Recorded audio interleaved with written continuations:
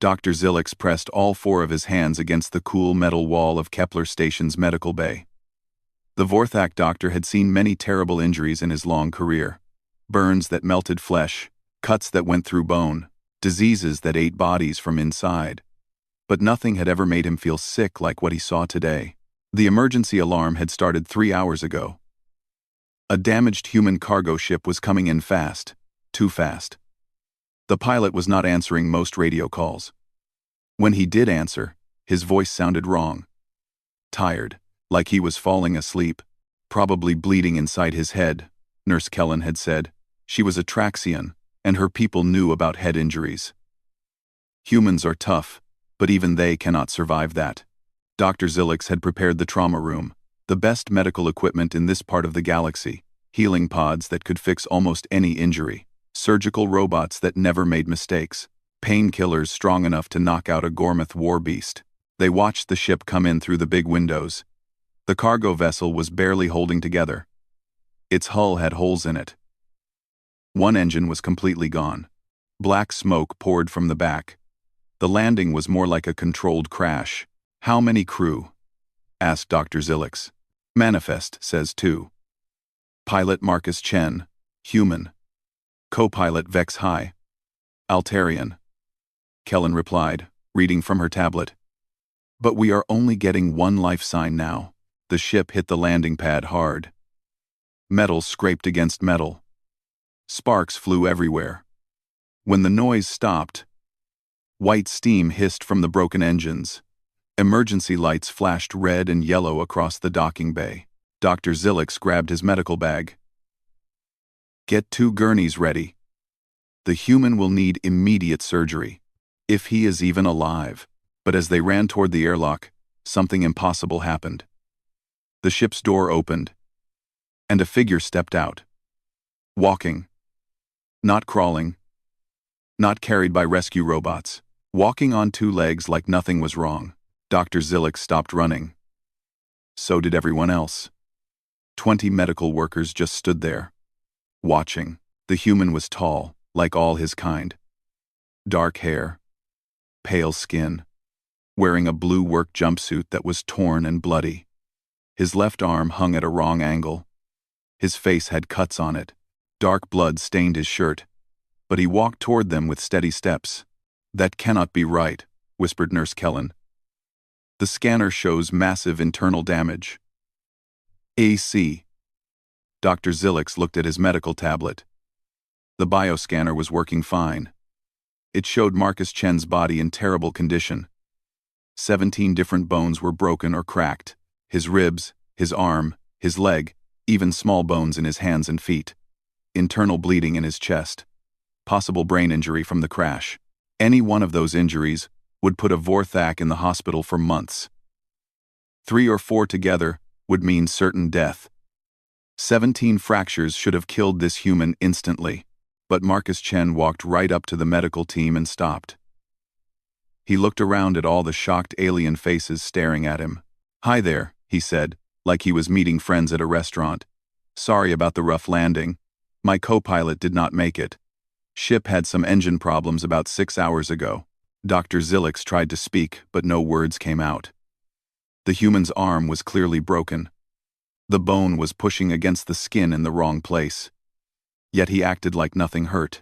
I need to get patched up pretty quick if you do not mind, Marcus continued. Got a delivery deadline on Proxima 7. Should reach there by tomorrow if I leave in a few hours. You want to leave? Dr. Zilix finally found his voice. Sir, you need immediate emergency surgery. You could die any moment. Marcus looked confused. He glanced down at his body, like he was checking what the doctor meant. Oh, this? He lifted his broken arm slightly and winced just a little. Yeah, it is a bit sore. But I have had worse. Remember when I was 12? I fell out of a tree and broke my arm in 2 places.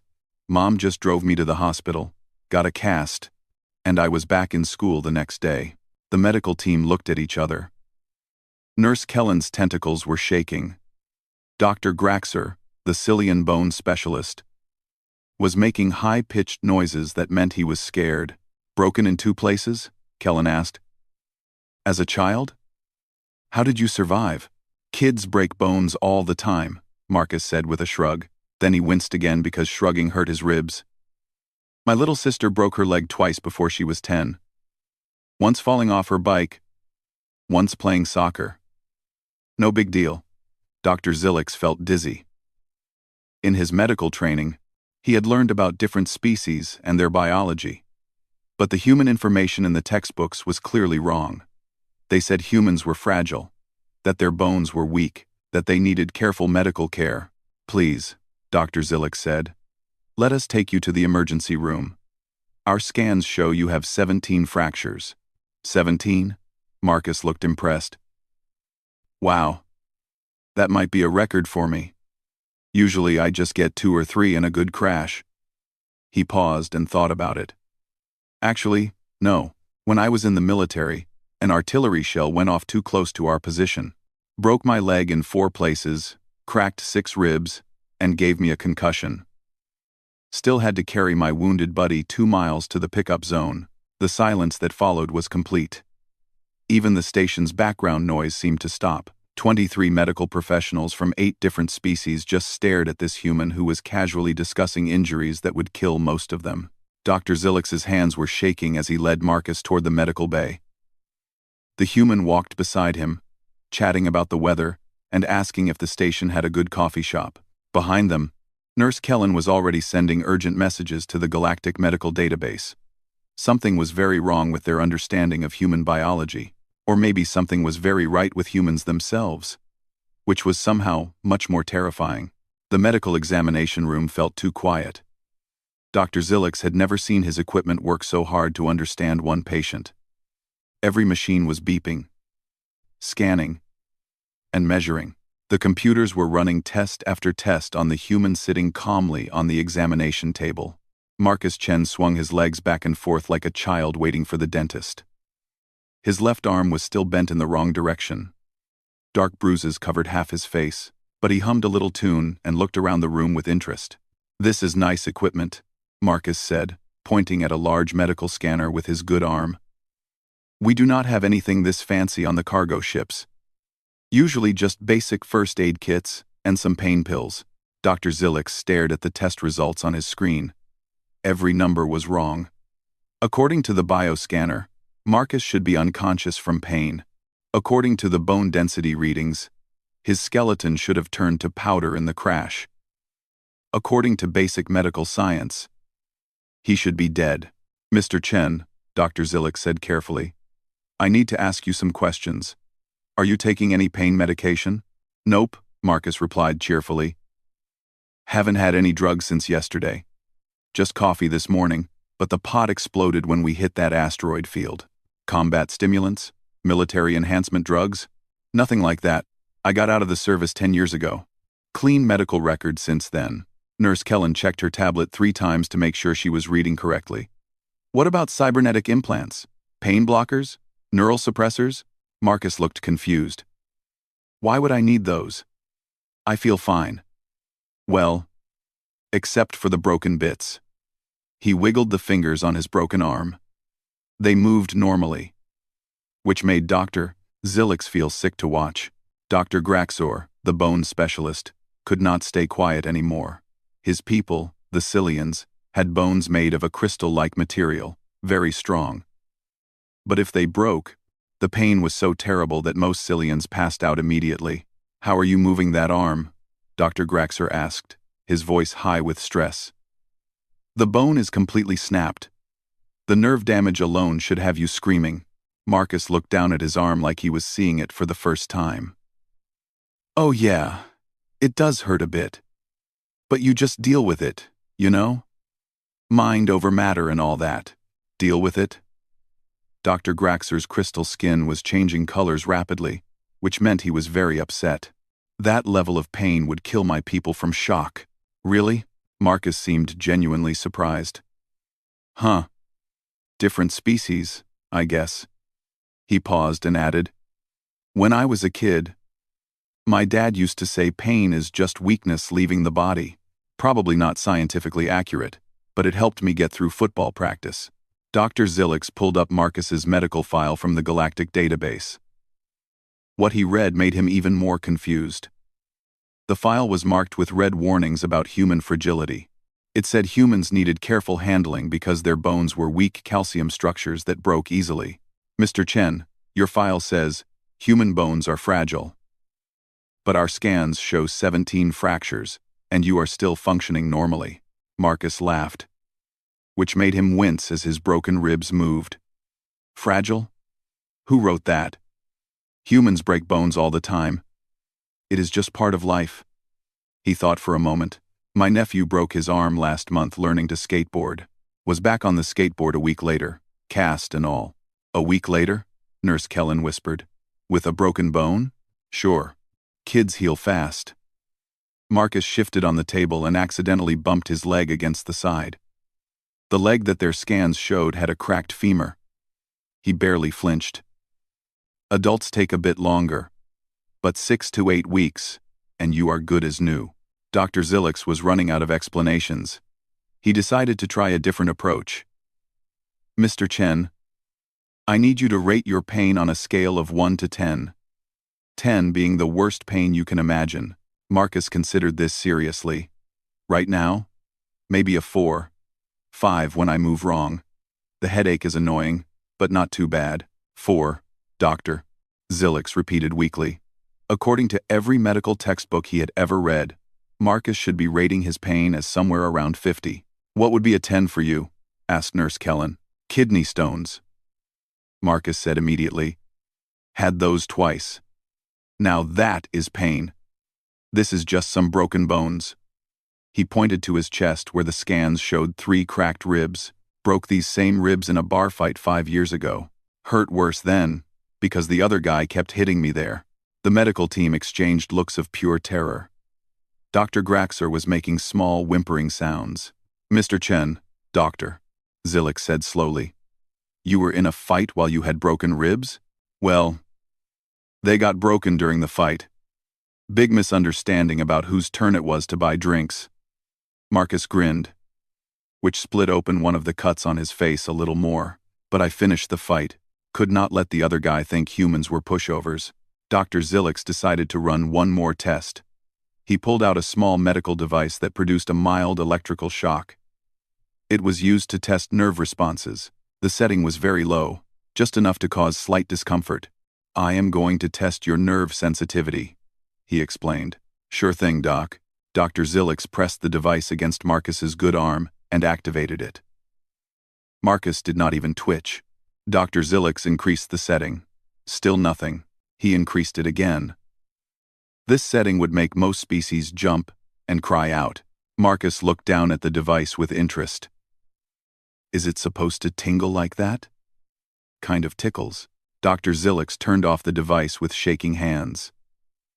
The setting he had used would have sent a Vorthak to the hospital with nerve damage. Marcus thought it tickled. Nurse Kellen, Dr. Zilix said quietly. Please send an urgent message to the Galactic Medical Council. Tell them we need to completely review all information about human biology. What should I tell them?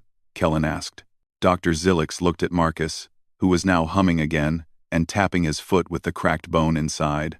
Tell them we may have seriously underestimated what humans are capable of surviving. Dr. Zilix sat in his office, staring at the holographic display showing Marcus Chen's complete medical scan. The human was down in treatment room 5, getting his bones set by Dr. Graxer, who was still making worried noises every few minutes. The data made no sense. Every calculation said Marcus should be dead or at least unconscious. But he was downstairs chatting with the nurses about Earth food and asking if they had any decent coffee on the station. Nurse Kellen burst through the door without knocking. Her tentacles were waving in agitation. Doctor, I got a response from the Galactic Medical Database. You need to see this immediately. She activated her portable holoprojector. A blue 3-dimensional image appeared, showing the official file for human biology. Dr. Zilix had read this file many times during his medical training. Species, human, the file began. Origin, Earth. Sol system. Classification, semi-fragile biped. Warning, Handle with care. Bone structure is calcium-based and prone to fractures. Pain threshold is low. Recommend immediate sedation for any injury involving bone damage. This is what we have been using, Kellen said. But look at what I found in the restricted military files. She pressed another control and a new file appeared. This one was marked with red security warnings and had a classification level that required special permission to view. Species: human. The new file read: Origin: Earth. Class 12. Death World. Classification: Extreme durability. Warning: Standard medical protocols do not apply. Human pain tolerance exceeds galactic normal by factor of 15 to 20. Dr. Zilix felt his 4 hearts skip beats. Class 12. Death World? That cannot be right. Class 12. Worlds are uninhabitable. Nothing can evolve there. Kellen pressed another button. Pictures of Earth appeared in the hologram. Massive storms that could destroy cities. Volcanic eruptions. Earthquakes that split continents. Predators with teeth longer than most species' entire bodies. It gets worse, Kellen said. Her voice was shaking. Look at this evolutionary analysis. A new document opened. Dr. Zilix read it out loud, his voice getting quieter with each line. Human evolution occurred over 4 million years on a planet with extreme environmental challenges. Constant predation pressure. Regular natural disasters. Atmospheric composition that would be toxic to most galactic life. Climate variations that would extinction event most species. The file continued with details that made Dr. Zilix's medical training seem completely useless. Human bone density is 3 times galactic average. Muscle fiber composition includes unusual fast twitch variants. Pain threshold adapted for continued function during severe injury. Recovery time from major trauma: 50% faster than nearest galactic equivalent. 1. There is more, Kellen said grimly. She opened another section. Human recreational activities. Dr. Zilix read the list and his hands started shaking. Boxing, intentional repeated blunt force trauma to the head and body. Rugby, full contact collision sport with no protective equipment. Rock climbing. Deliberate exposure to potentially fatal falls. Marathon running, self-induced physical stress to point of cellular damage. They do this for fun, Kellen whispered. Humans deliberately hurt themselves for entertainment. A new voice came from the doorway. Dr. Graxer stood there, his crystal skin completely white with fear. Doctor, I need to report something about the patient's treatment. What happened? Dr. Zilix asked. I was setting his broken arm bone. I warned him it would hurt, and offered him the strongest pain medication we have. He said no thanks. He wanted to stay awake. So I gave him a local anesthetic. And? It did not work. I had to give him 5 times the normal dose before he said he felt a little numbness. Doctor, Graxor's voice was barely a whisper. Then, while I was working on the bone, he was telling me stories about his childhood. About games human children play. What kind of games? Kellen asked, though she looked like she did not want to know. They have something called tackle football, where children run at each other at full speed and crash together. On purpose. He said he broke his nose 3 times before age 16 just playing games. Dr. Zilix pulled up another file on his computer. Military service records for Marcus Chen. What he read made him stand up so fast his chair fell over. Kellen, look at this. Marcus was a combat engineer in the human colonial marines. His service record shows he was injured in action 7 times, broke bones, took shrapnel, had a concussion from an explosion. Each time, he returned to duty within weeks. That is impossible, Dr. Graxer said. After my people suffer a major injury, we need months of recovery time. Sometimes years. Kellen was reading more files on her tablet. Doctor, I found combat reports about human soldiers. There are documented cases of humans continuing to fight after losing limbs, continuing to fight with bullets in their bodies.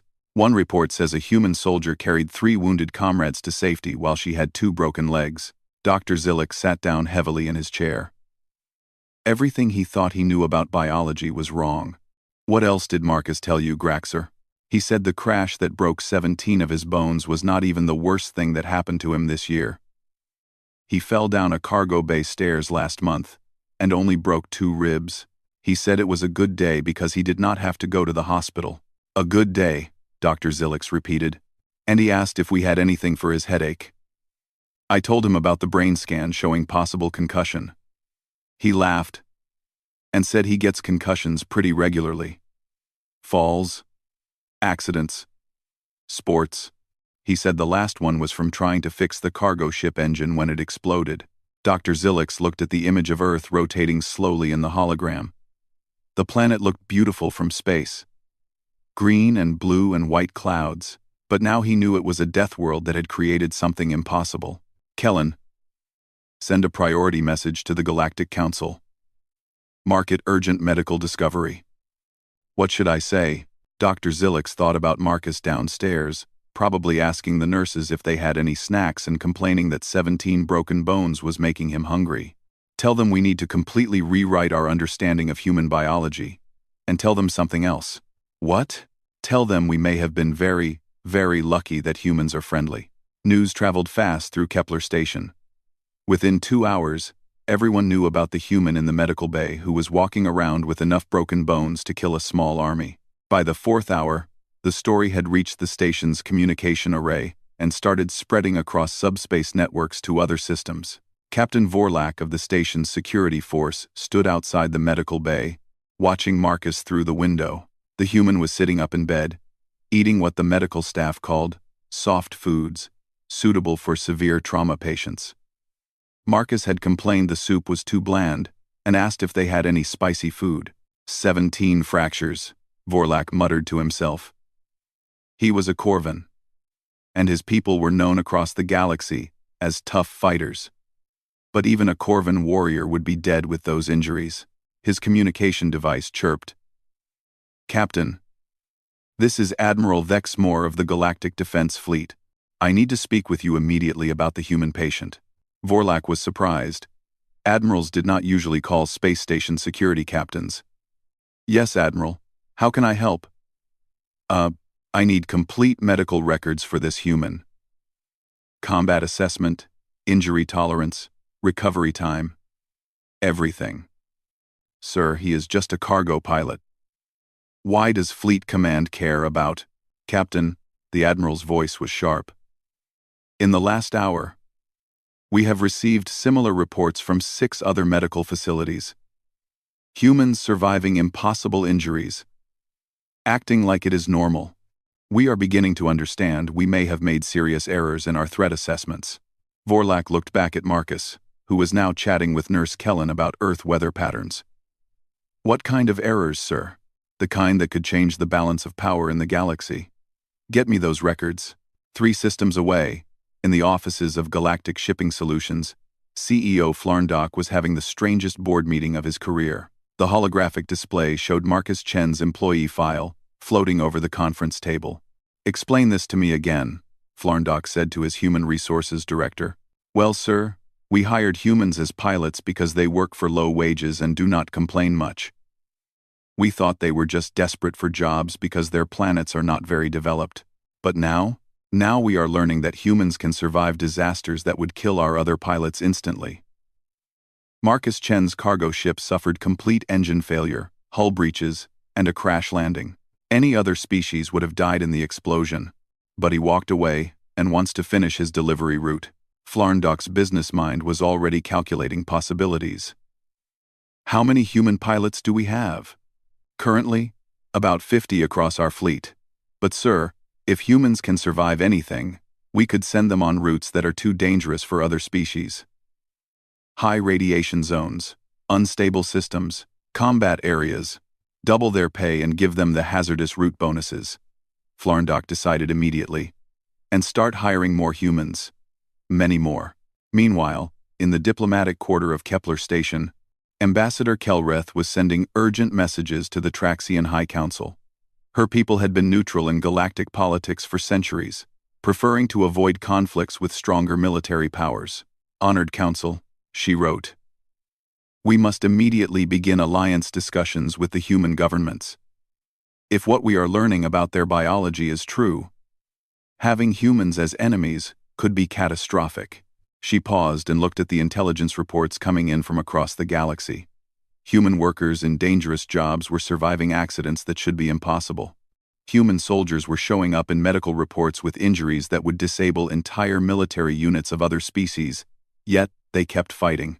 Furthermore, she continued typing, I recommend we begin careful study of human military capabilities.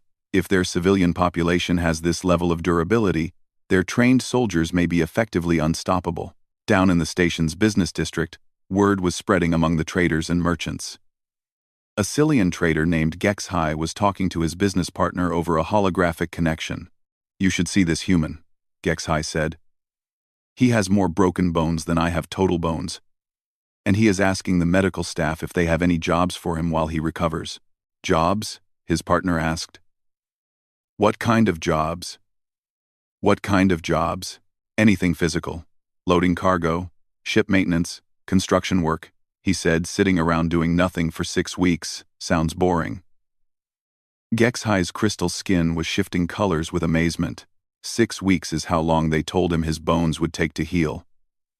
For us, those injuries would mean permanent disability. Are you thinking what I am thinking? Human labor contractors. Hire humans for jobs that would kill other species. Industrial accidents become minor inconveniences. Construction in dangerous environments becomes routine. How much would insurance costs drop if your workers could survive anything? Back in the medical bay, Dr. Zilix was receiving calls from medical facilities across the galaxy. Everyone wanted information about human biology. Everyone had stories about human patients that made no medical sense. Dr. Yelena from Centauri Station called with a report about a human construction worker who fell 50 feet and landed on concrete. Broke both legs and his pelvis, she said. Asked if he could borrow crutches and go back to work the next day. Dr. Norvac from the mining colonies had an even worse story. Human miner got caught in a cave-in, trapped for 6 hours with crushed ribs and internal bleeding. When we dug him out, he apologized for being late to his next shift. What did you do? Dr. Zilix asked. What could we do? We treated his injuries and sent him home. He was back at work the following week, still in a healing cast, asking if he could work overtime. Dr. Zilix ended the calls and sat quietly in his office. Through his window, he could see Marcus in the medical bay. The human had convinced someone to bring him a tablet so he could check cargo schedules and plan his next delivery route. A soft chime indicated an incoming priority message from the Galactic Council. Dr. Zilix opened it and read the first line with growing alarm. Emergency session called, Immediate Review of Human Classification Status. Current designation as Semi-Fragile Species to be replaced. Proposal. Reclassification to Extreme Durability. Military implications, unknown. Unknown. The message continued with a list of agenda items that made Dr. Zilix's hands shake. Alliance negotiations. Defense treaties. Trade agreements for human labor and hazardous industries. And at the bottom, a single line that made his 4 hearts race. Recommendation. Immediate diplomatic contact with human military leadership to discuss mutual defense agreements. Dr. Zilix looked back at Marcus, who was now doing arm exercises with his broken limb to keep the muscles from getting weak. The galaxy was about to change. And it all started with one human walking into a medical bay, acting like 17 broken bones was just another Tuesday. 6 hours after walking into the medical bay, Marcus Chen was walking out. His left arm was in a white cast that covered him from knuckles to shoulder. His ribs were wrapped in medical tape. A small bandage covered the cut on his forehead where the doctors had closed it with surgical glue. Now remember, Dr. Zilix said, following Marcus toward the docking bay. You need to keep that arm elevated. No heavy lifting. Rest when you feel tired. Come back immediately if you have trouble breathing or severe pain. Marcus nodded politely while checking his watch. Sure thing, Doc. Thanks for the quick patch-up. You folks run a great medical facility here. Dr. Zilix watched in amazement as Marcus picked up his cargo ship's flight bag with his good arm. The bag looked heavy, but Marcus carried it easily, despite having 3 broken ribs. Mr. Chen, I must ask again. Are you certain you should be piloting a spacecraft? Your injuries are healing nicely, Marcus interrupted with a smile. Besides, it is just a short hop to Proxima 7, maybe 8 hours if I take the direct route. I will be fine. Behind them, Nurse Kellen was recording everything on her medical tablet. The Galactic Medical Council had requested detailed documentation of human recovery procedures. Her notes were already being transmitted to medical schools across the galaxy. As they reached the docking bay, Marcus's cargo ship looked much better. The station's repair crew had worked fast to fix the hull breaches and replace the destroyed engine. Chief Engineer Grulon, a thick-skinned Corvan, was waiting by the ship. All fixed up, Grulon reported. New engine block, hull patches, life support restored. Should fly like new. He paused and looked at Marcus's cast. You sure you can pilot with that arm? Most ships are designed for one-handed operation in emergencies, Marcus replied. This will not be a problem. What Grulon did not say was that his repair crew had fled the first time Marcus came to check on their work. Seeing a being with that many broken bones walking around and giving instructions had terrified them. They thought he was some kind of undead creature. Marcus began his pre-flight inspection, walking around the ship and checking various systems. Dr. Zilix noted that the human showed no signs of fatigue, despite medical scans showing his body was still dealing with massive trauma. Nurse Kellen, Dr. Zilix whispered. Are you recording his movement patterns? Yes, doctor. His gait is normal. No compensation for pain. It is like his nervous system is simply ignoring the injury signals. A group of station workers had gathered to watch. Word had spread that the human with impossible injuries was about to leave. They whispered among themselves in several different languages, but the message was the same in all of them. How is he still moving? Marcus completed his inspection and turned to Dr. Zilix. Everything looks good. Thanks again for the excellent care. If I am ever in this sector with injuries again, I will definitely stop by.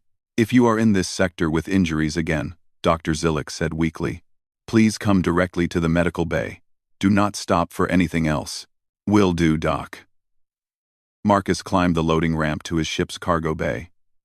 Several station workers gasped as he used his broken arm to steady himself while climbing. Through the cargo bay windows, they could see Marcus moving around inside the ship. He was checking his cargo.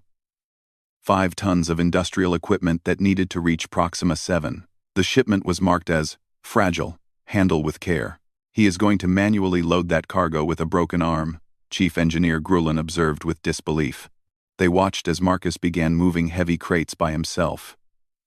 When something was too heavy for one arm, he used his shoulders and legs to push it into position. The crates that would normally require a loading crew of 4 people, he handled alone.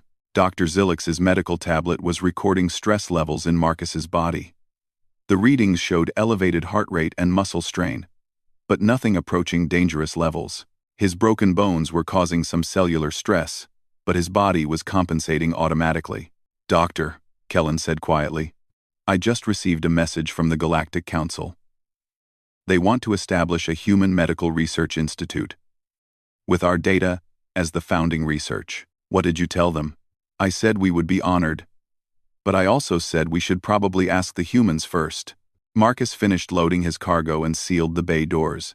He climbed to the ship's cockpit and began startup procedures. Through the windows, they could see him running through his checklist with the same careful attention he probably used when he had no injuries at all. The ship's engines came online with a low rumble.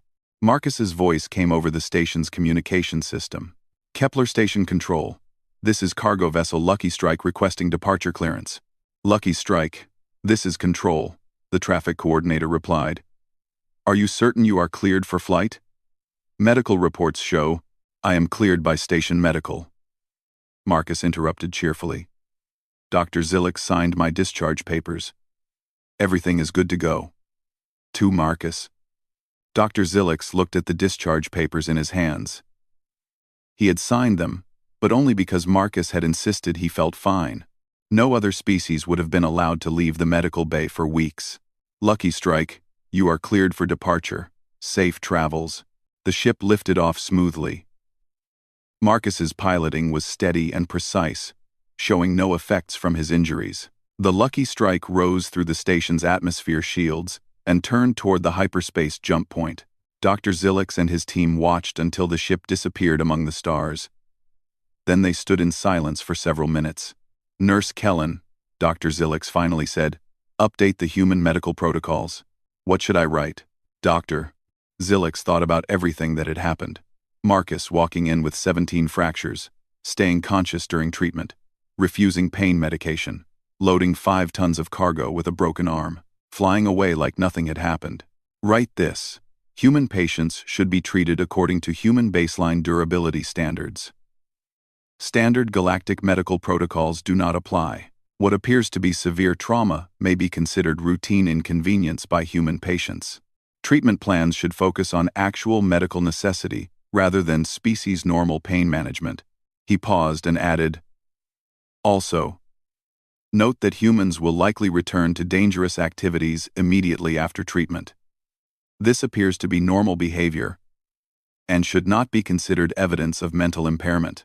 3 days later, Marcus Chen's delivery company received the first of many new contracts.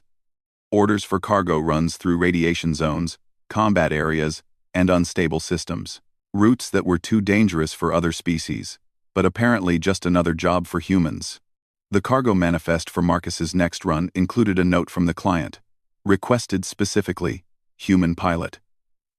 Previous delivery attempts by other species resulted in 100% casualty rate. Humans appear immune to standard workplace hazards. Marcus read the note and shrugged. It sounded like easy work.